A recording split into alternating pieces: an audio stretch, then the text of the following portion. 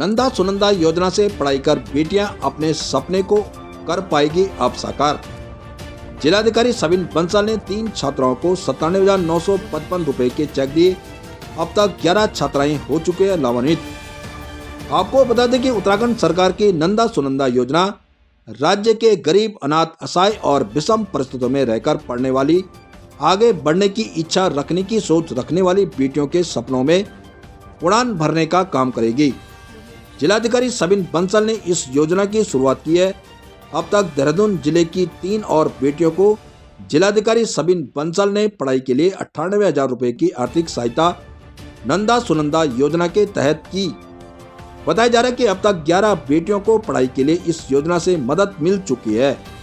कल शनिवार को जिलाधिकारी देहरादून ने ऋषिपर्णा सभागार में नंदा सुनंदा योजना के तहत गरीब, अनाथ और असहाय और विषम परिस्थितियों में रहकर पढ़ने वाली और आगे बढ़ने की इच्छा और सोच रखने वाली बेटियों को आर्थिक सहायता दी।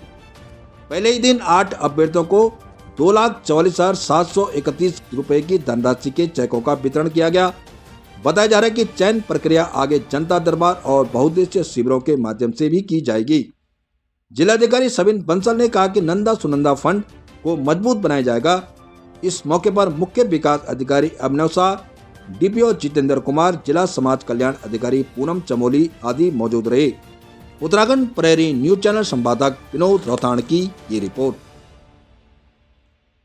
हाल ही में हमने मुख्यमंत्री जी की प्रेरणा से प्रोजेक्ट नंदा सुनंदा भी शुरू किया है, जिसका उद्देश्य है कि हमारी जनपद में जितनी भी ड्रॉप आउट बालिकाएं हैं, चाहे स्कूल से, स्नातक से या पीजी कोर्सेज से, जो आर्थिक तंगी के कारण या किसी पारिवारिक ट्रेजेडी के चलते अपनी पढ़ाई पूरी नहीं कर पाई और उनकी इच्छा है, एम्बिशन है पढ़ाई करना, एम्पावर होना और इकोनॉमिकली खुद को सस्टेन करना और अपनी फैमिली को सपोर्ट करना।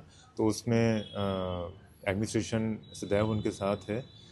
फ़ंड के सोर्सेज को मोबिलाइज़ करना, चाहे वो हम CSR से करें या जो हमारी प्रचलित स्कीम्स हैं उनको हम मॉडिफाई करें या फिर अपने जो हमारे अन्य सोर्सेज हैं, राइफल क्लब एंड ऑल, हमने उसी को क्लब करते हुए एक पॉलिसी भी डिवाइस की है।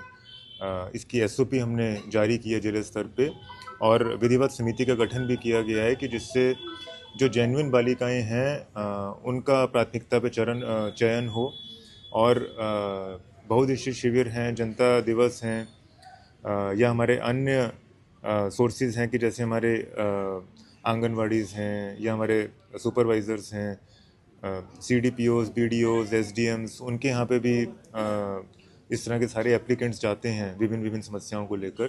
तो उन सब को कमेटी में डाल के सारी एप्लीकेशंस को स्ट्रीमलाइन किया गया और सोर्स किया गया और जैसा पॉलिसी में हमने प्रोविज़न किया है कि जैसे जैसे हमारी बालिकाओं का चयन होता जाएगा, चाहे हफ्ते में हम 2 बालिकाओं को एम्पावर करें या 1 को करें या 5 को करें, लेकिन ये एक कंटिन्यूस स्ट्रीक है, कंटिन्यूस हमारा ये स्कीम है, ये चलती रहेगी और हमारा उद्देश्य ये रहेगा कि कोई भी बालिका संसाधनों के अभाव में पढ़ाई से वंचित ना रहे।